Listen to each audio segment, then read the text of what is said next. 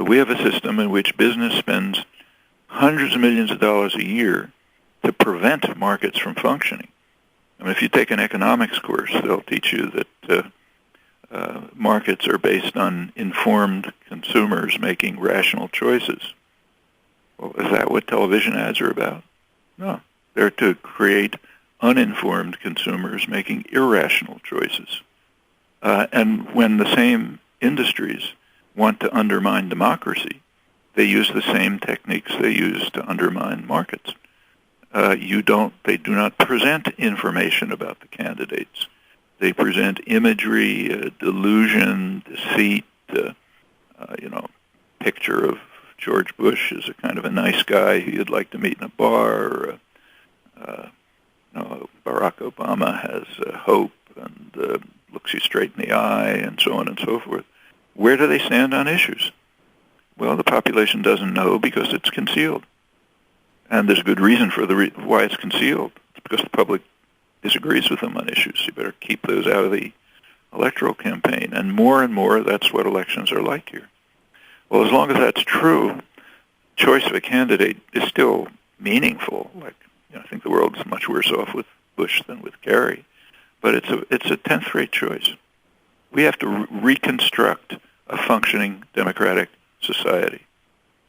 And that takes work, not work on election day, but daily work, every day, rebuilding popular organizations which will create a situation in which whoever the candidate is, whether it's House of Representatives or mayor or president, will simply have to accommodate him or herself to what the public wants.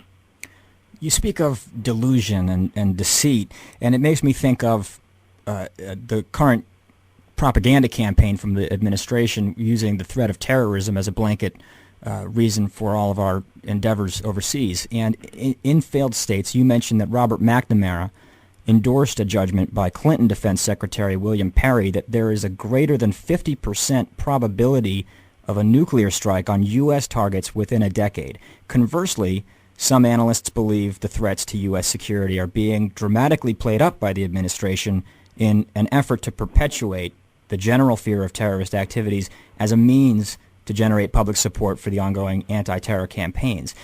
And as someone sitting on the sidelines, it's often very hard to know how scared we're supposed to be. Do you find yourself more on the side of believing that the threat is real or imagined? Well, actually, it's both, because McNamara and the Miller paper that you're referring to, I think that's the one you have in mind, they were talking about different kinds of threats. I mean, I suspect that the two of them would agree. The threat of terror that the administration is talking about, somebody, his truck bomb in New York City or something, that's probably slight. On the other, in that sense, John Miller's is correct. The chance of somebody bringing a bomb on an airplane is probably slight.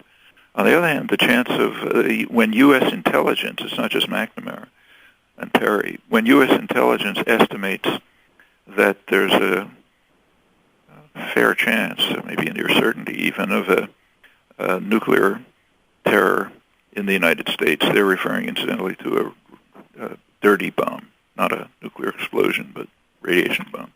When they say that that's high, yeah, they're probably right too. The point about the administration propaganda is that it's using the threat of terror in your neighborhood to mobilize people, and at the same time it is enhancing the threat of terror. If we had another aspect of a failed state, is that its media are not really free. They are constrained. They don't. If it's a totalitarian state, they just obey state propaganda. If it's a free state, free country like ours, they adhere to it, but they don't tell you the truth. The truth is that the Bush administration is enhancing the threat of terror.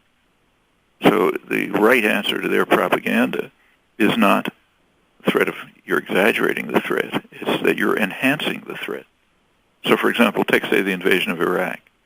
It was undertaken with the expectation from intelligence agencies and others that it would increase the threat of terror. Well, in fact, it did, but far more than was expected. In fact, just a paper a month or two ago by two of the leading terrorism specialists, academic specialists, using government data, who found that the terror had gone up sevenfold since the Iraq invasion, and pretty much targeted at supporters of the invasion. Well, that's a huge increase in terror. And there are many other respects in which the administration, in fact, is increasing terror consciously, not because they want terror.